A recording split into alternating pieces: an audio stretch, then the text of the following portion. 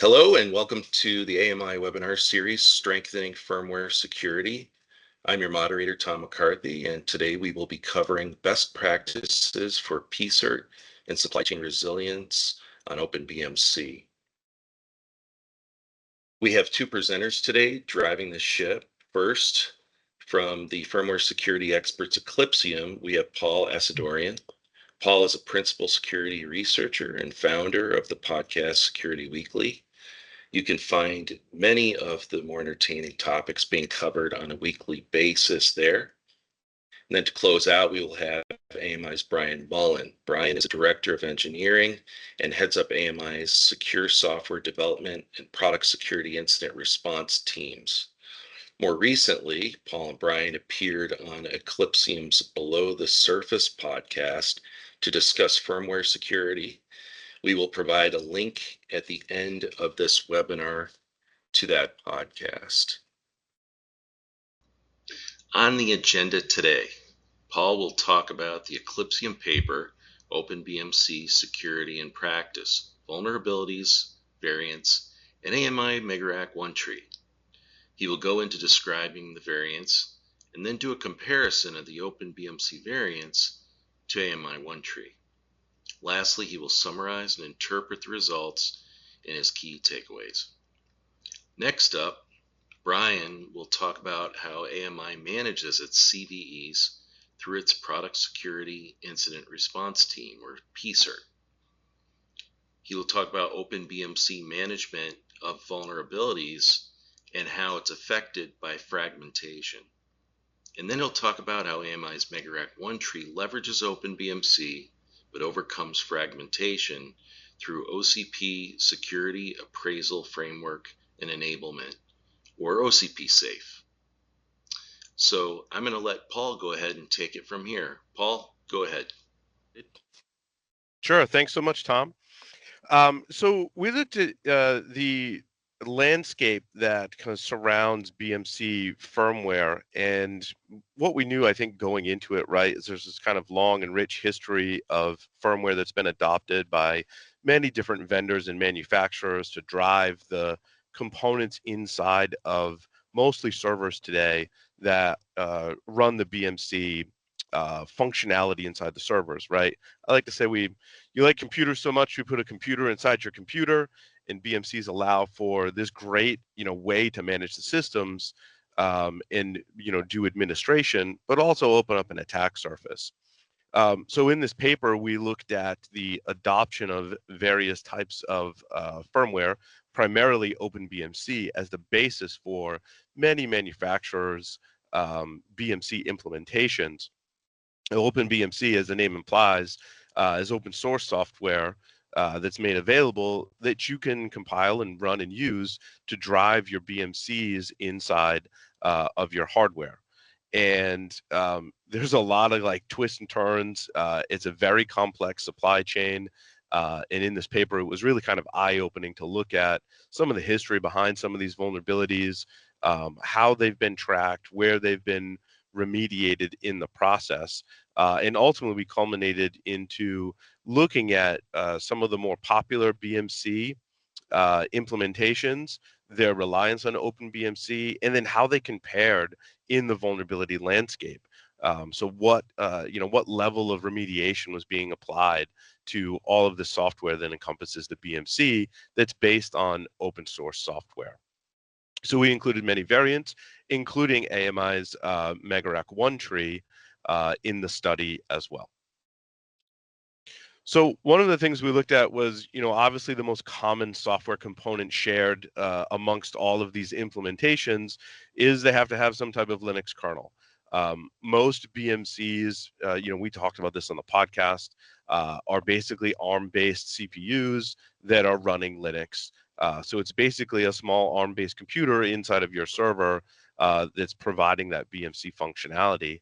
And inside of those, the ones here that you see in the chart that are based on OpenBMC will include a specific kernel version.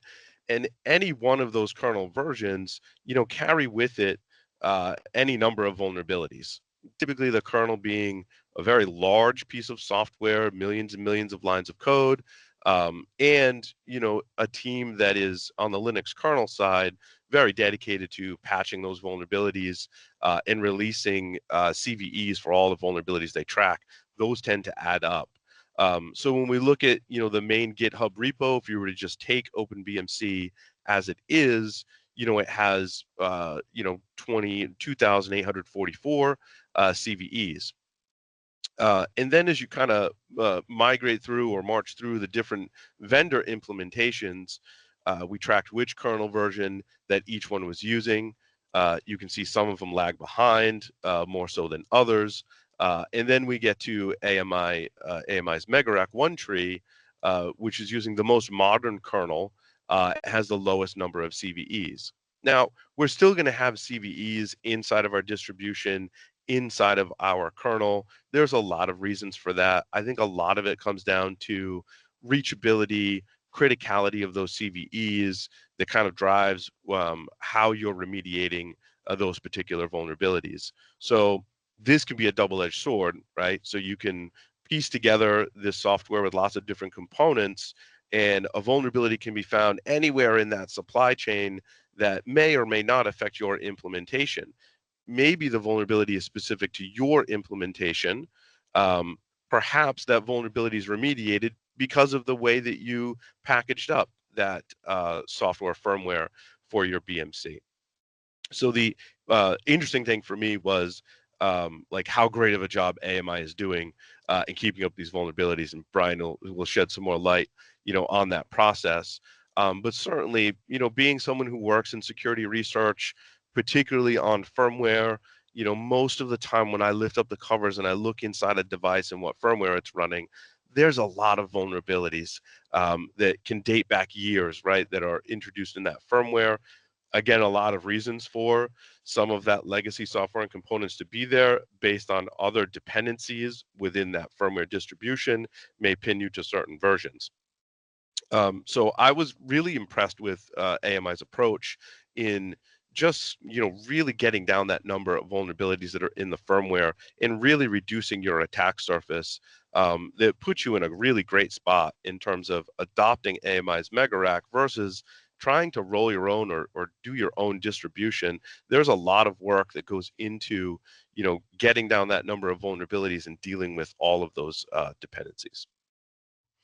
Some of the other major components we looked at that are common between all of these firmware distributions, BusyBox is obviously one of the more common components.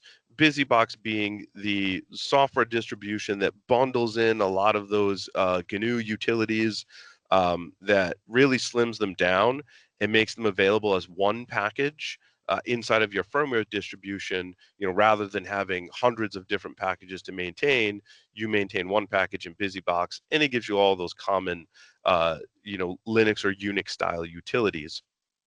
And so you can see the same kind of progression, right? Some people are using older ones, some people are using newer ones, and trying to get down that number of vulnerabilities in BusyBox, which again is a pretty big code base. OpenSSL as well. We've seen a pretty storied history of major vulnerabilities in OpenSSL. Of course, OpenSSL being one of those components that really helps implement some of the other security controls within your firmware distribution, and that making it very, very critical to make sure that there's no vulnerabilities inside of OpenSSL, which could undermine a lot of other components within your firmware distribution.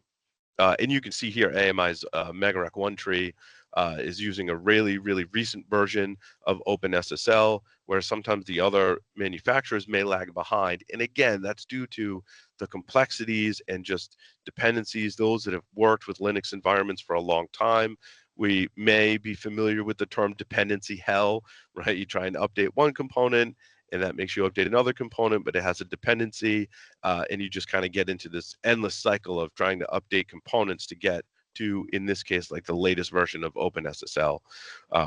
So there was a really great job by the AMI team to make sure that these critical components are being patched, and keeping a really nice, much tighter and cleaner firmware distribution that doesn't have a lot of that vulnerability debt that can be associated with firmware-based distributions.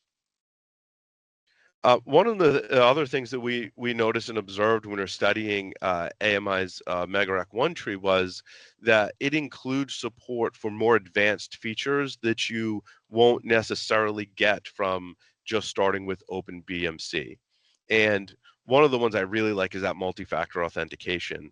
So many attacks rely on credentialed abuse or reusing of credentials inside of the attack chain.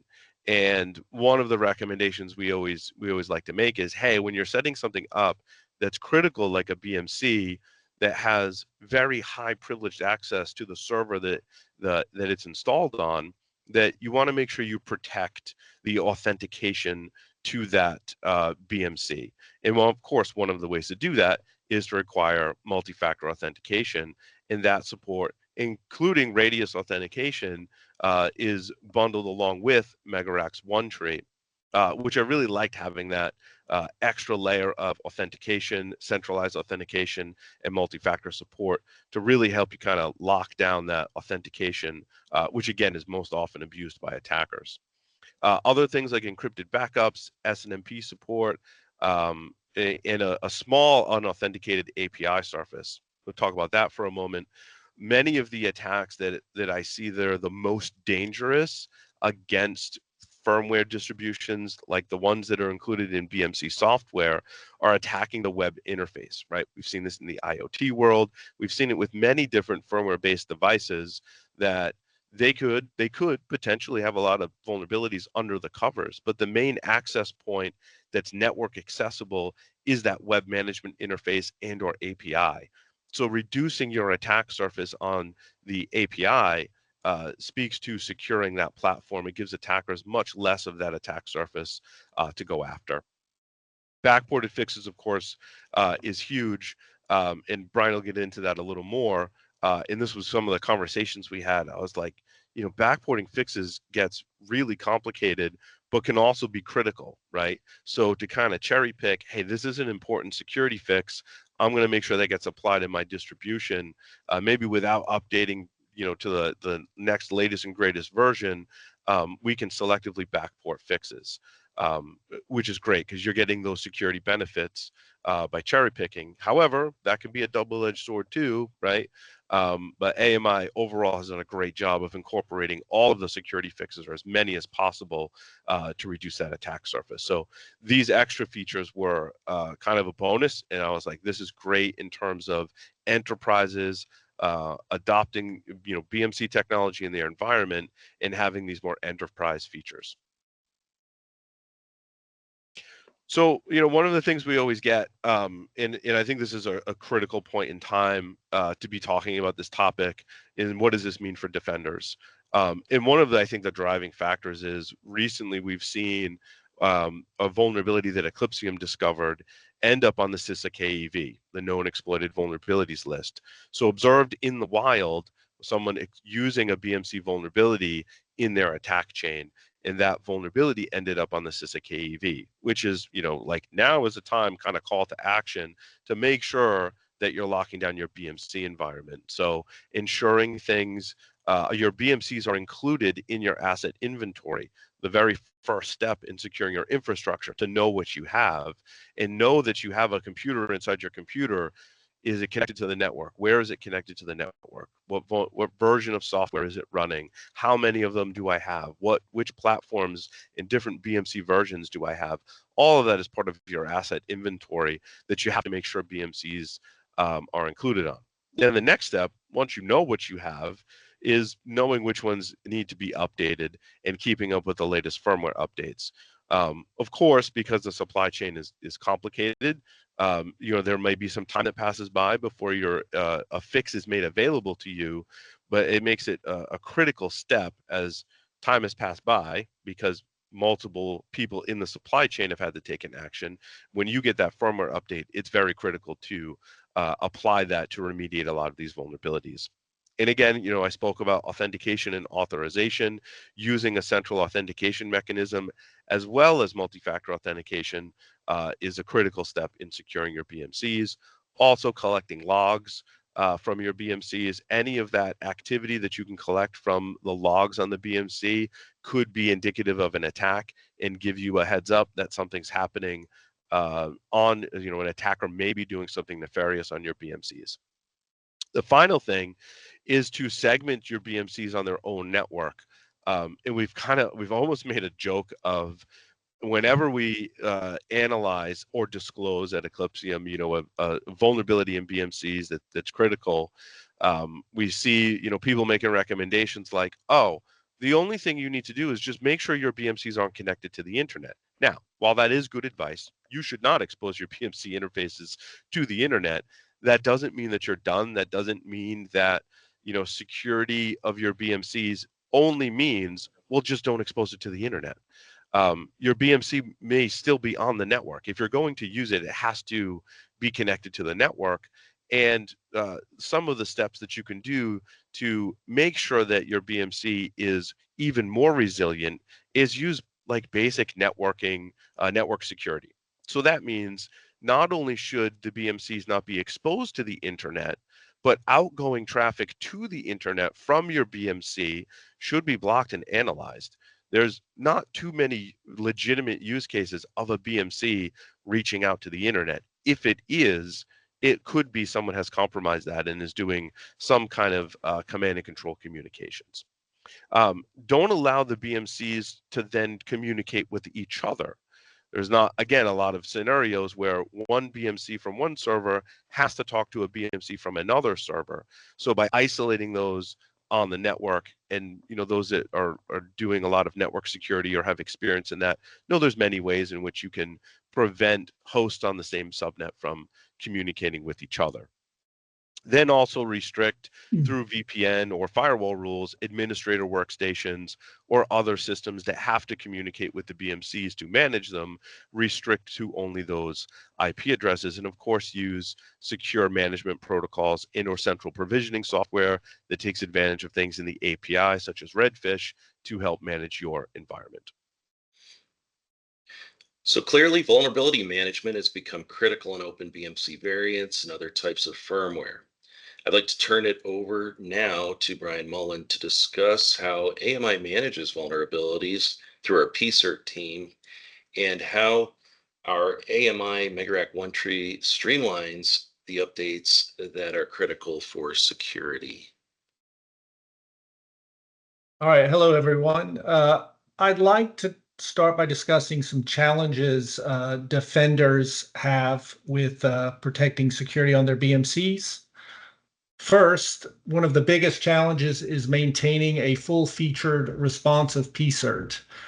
I'd like to introduce everybody to AMI's PSIRT process. We implement this process for all of our BUs and all of our products. It is a comprehensive PSIRT process. It includes scanning for known vulnerabilities, investigating any sightings, remediating sightings, verifying fixes, and reporting on the vulnerability status via NDA and public advisories.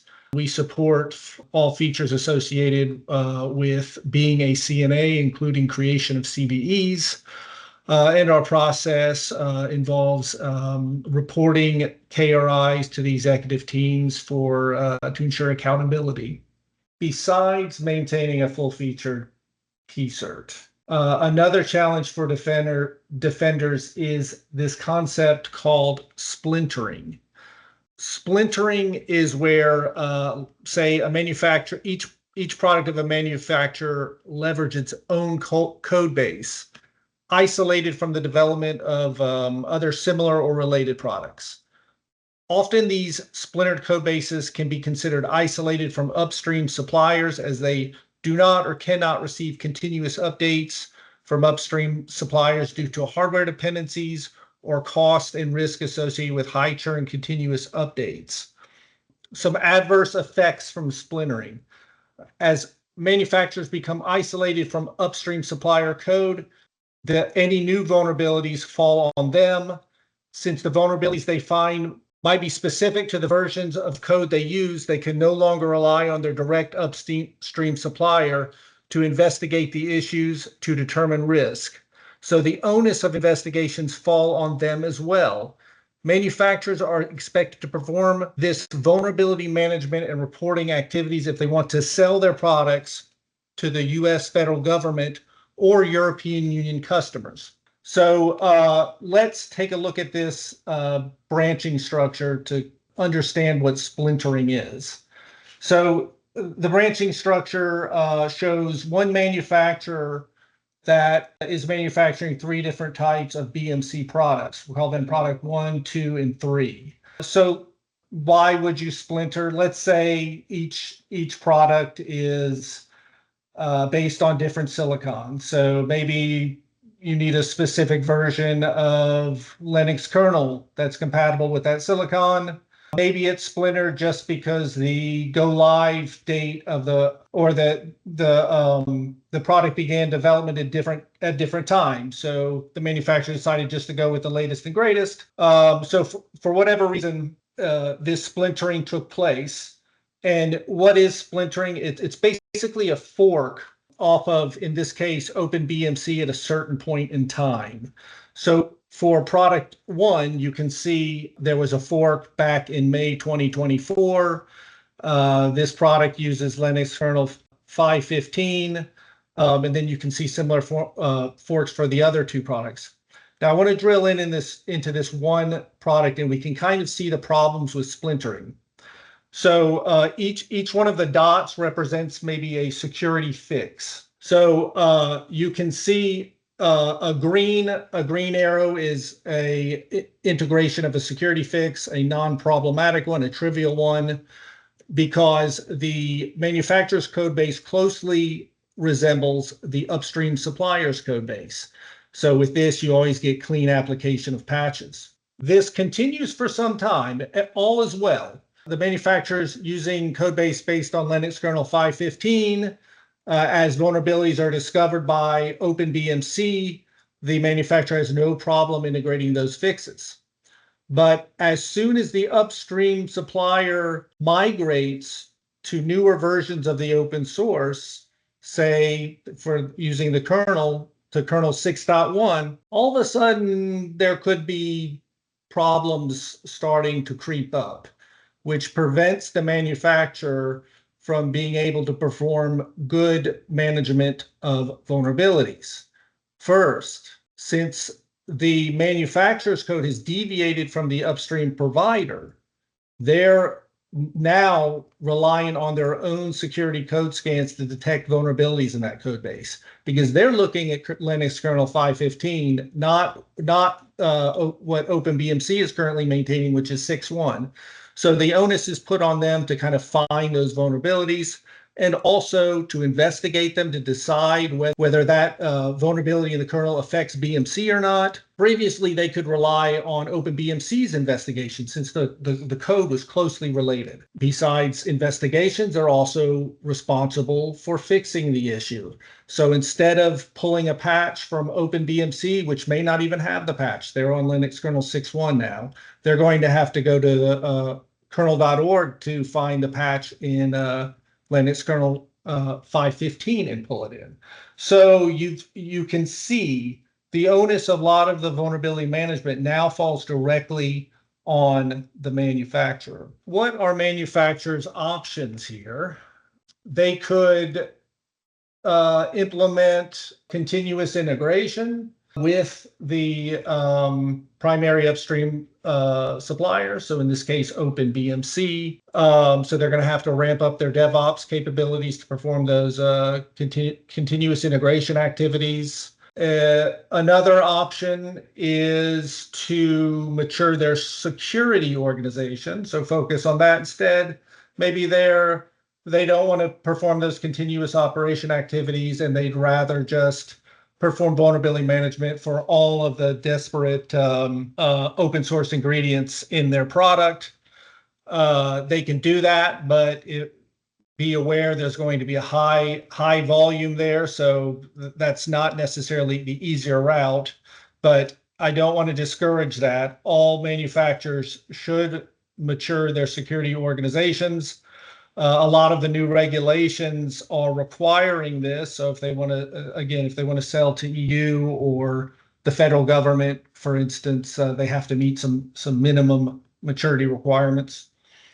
But here, in this case, if you stay synced with your upstream supplier, then it's more easily to integrate those upstream vulnerability fixes. But this may not even be possible, right?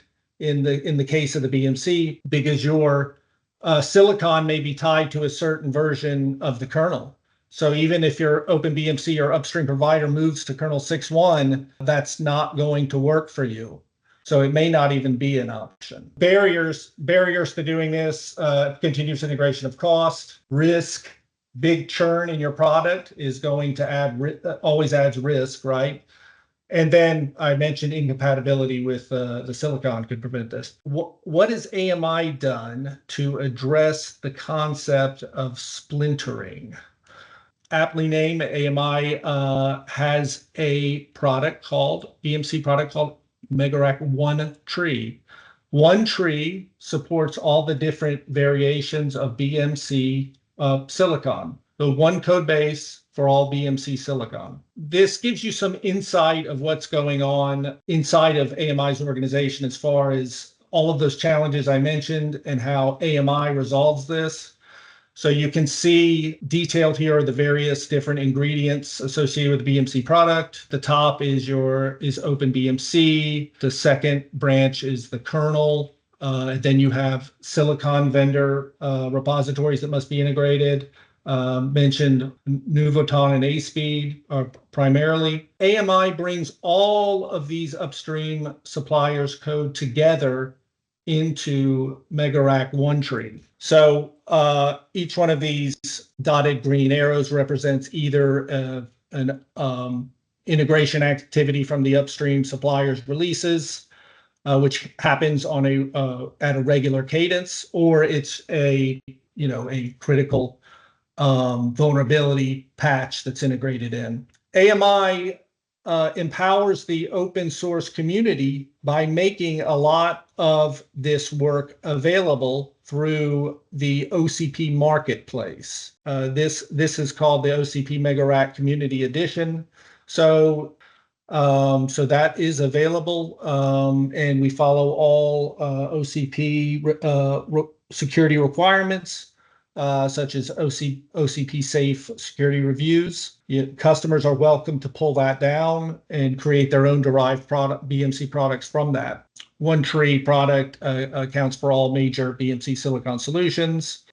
In order to maintain support for all of the silicon solutions, AMI works out the complexities of ensuring they all build from one code base. In some cases, AMI maintains the kernel versions or other open source versions independently from OpenBMC. In the case where ASpeed, just an example, may not support Linux kernel 6.1, AMI will keep that code base based on Linux kernel 5.15. So you're able to still build and use that.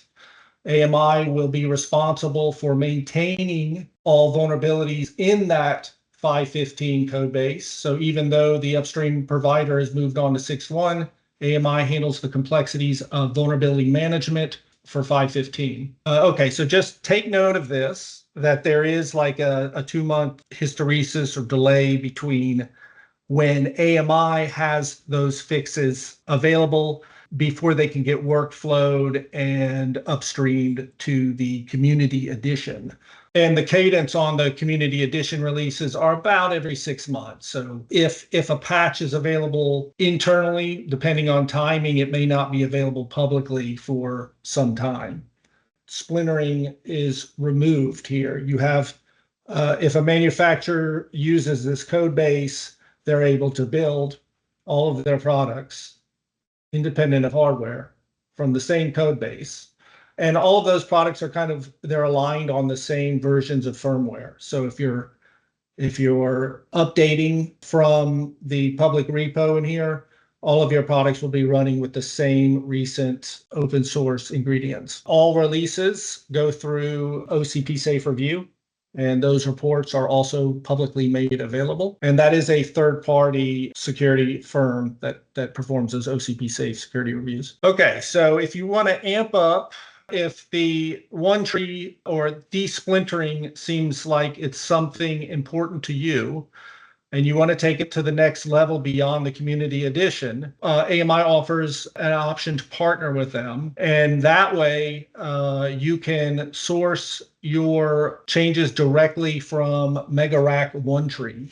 So you can see some of the disadvantages of the open source, such as you only get granularity of every 6 months of the release cadence or the 2-month delay. Those are removed, and plus you'll have options for expert AMI BMC support.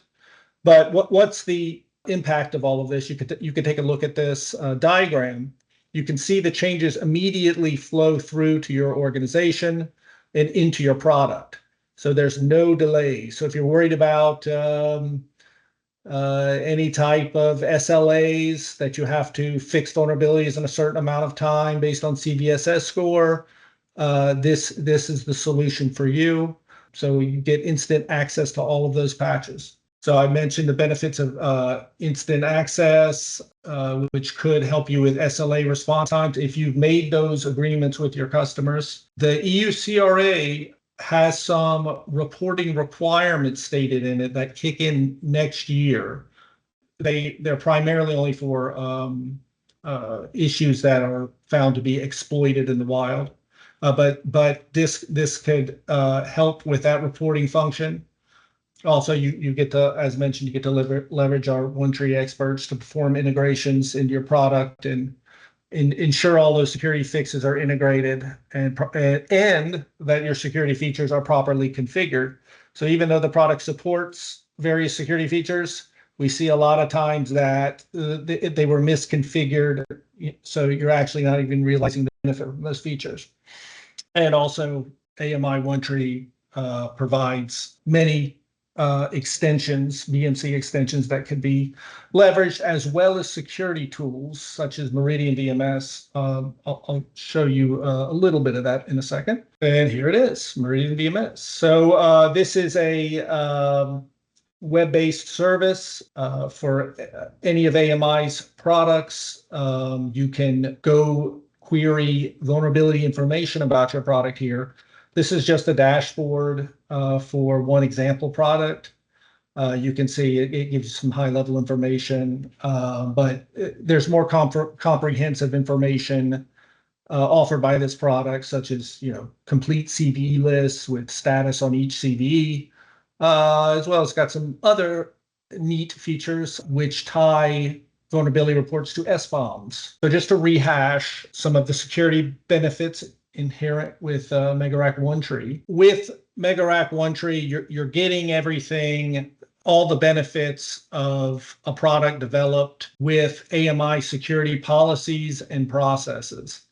As alluded to earlier, we have a lot of strict product security policies, executive visibility on operations, and we have a lot of proactive measures in place, such as scanning, frequent scanning, at least once a month scanning, but it happens more often than that. It's usually tied directly into our CI/CD pipelines. So you could get a scan with every commit in some cases. So you've got AMI SLAs, KPI, most important KPI for a PSIRT is how fast you fix the responsiveness, how fast you fix the issues. So we have well-defined SLAs or SLA guidance, I should say, which defines how fast our BUs should resolve their vulnerabilities based on CVSS score. So you get to leverage the benefits of all of that with the OneTree solution, and also just the reporting capabilities from AMI. We issue advisories in PDF formats on our customer portal. We list, in the case where a product has a lot of open source, we get thousands of sightings, right, of CVE sightings. So we issue CVE spreadsheets available on the customer portal.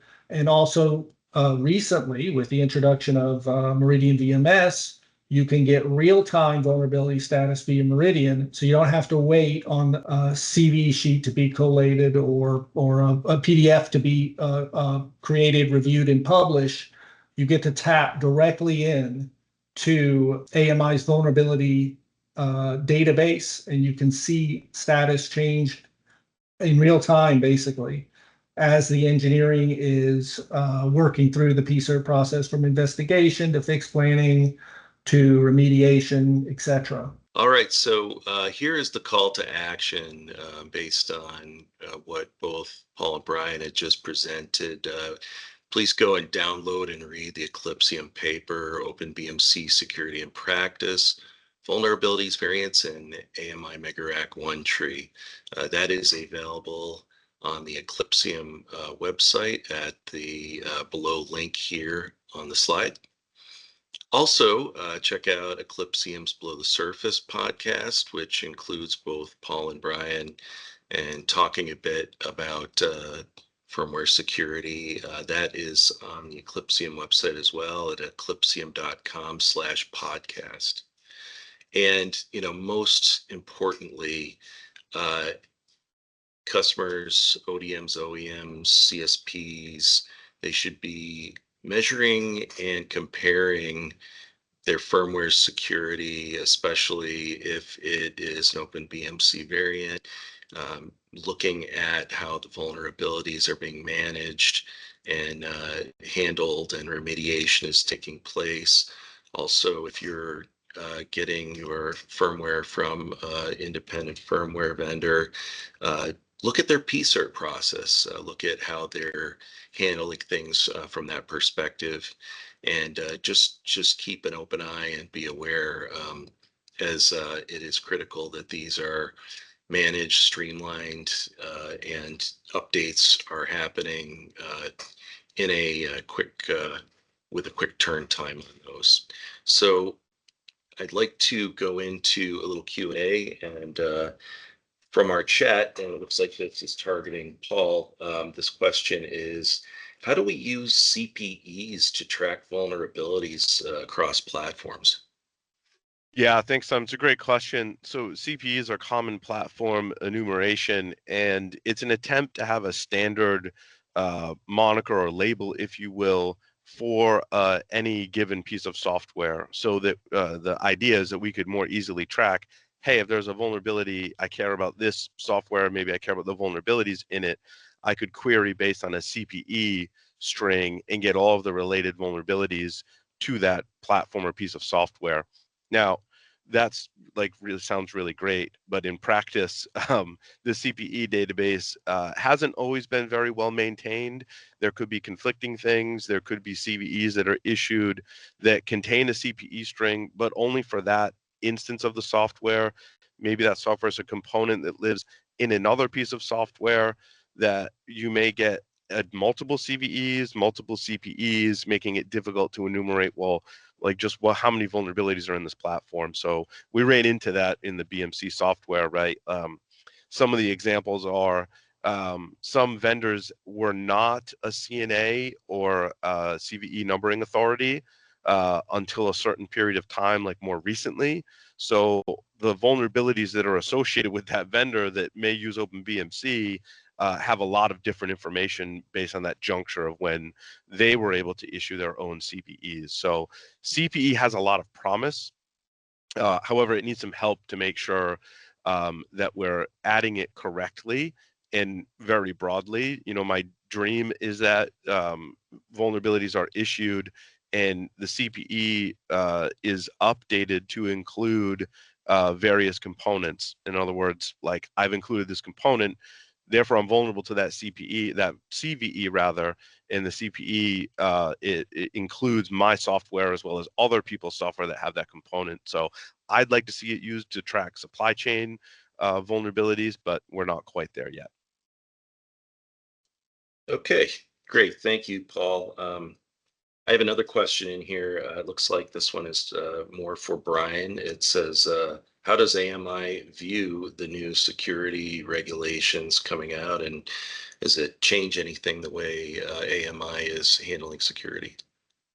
Yeah, the new security regulations coming out. We've got some harmonistic regulations, I guess, coming out of the executive order from 2021. We've got the European Union Cyber Resiliency Act also coming out. So these affect selling into EU as well as US federal agencies. For a third-party firmware supplier, AMI is positioned very well to be compliant with these regulations. We focus there for a third-party supplier is fully matured PSIRT with reporting capabilities, support for SBOMs, support for secure design and threat models. For manufacturers, there's more relevant requirements such as support for hardware root of trusts. AMI is there for the manufacturers in that case. We do have a hardware root of trust product called Tectagon, if you're not aware. So if that's something you need, please please reach out to AMI. Okay, great. We've got one last question, it looks like. So this would apply to both you, Brian and Paul. It's why it seems like the number of vulnerabilities is pretty high in their report.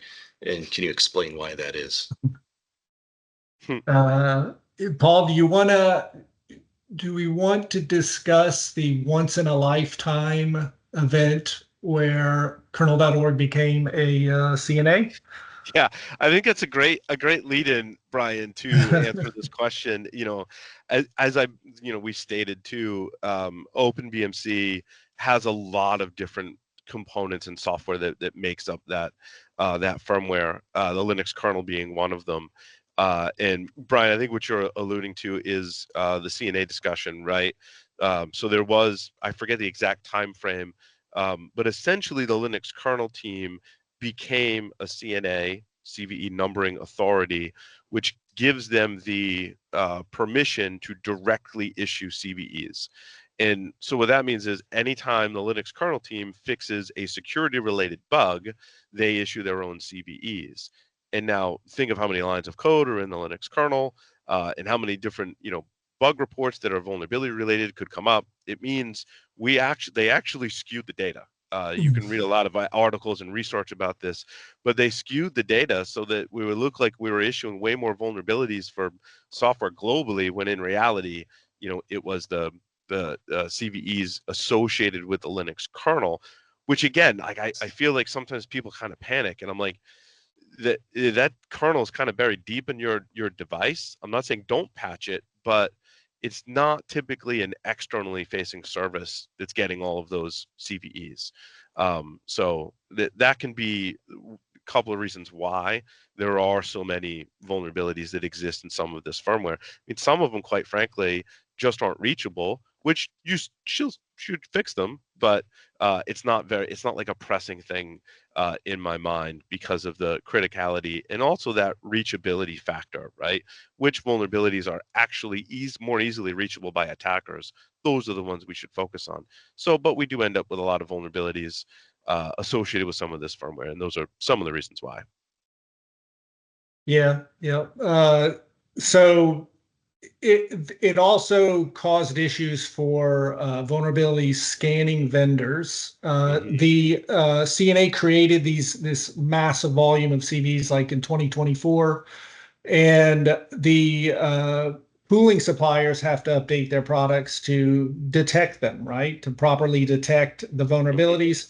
So there was a delay between a lot of suppliers even knowing they were affected by these newer vulnerabilities, and then all of a sudden with an update to their scan tool, they're alerted that there's thousands of new vulnerabilities cited, and they have to react. So and some of these I don't want to name names, but some of the major like vulnerability scan vendors, it took them about a year, about 12 months for their tools to start reporting on those. So when the article was released, I think a lot of those tools were just getting updated with those new sightings. So that's why you can see a lot of those elevated counts. So we're going to wrap it up on that note. I'd like to thank our speakers today, Paul Asadorian and Brian Mullen, for presenting.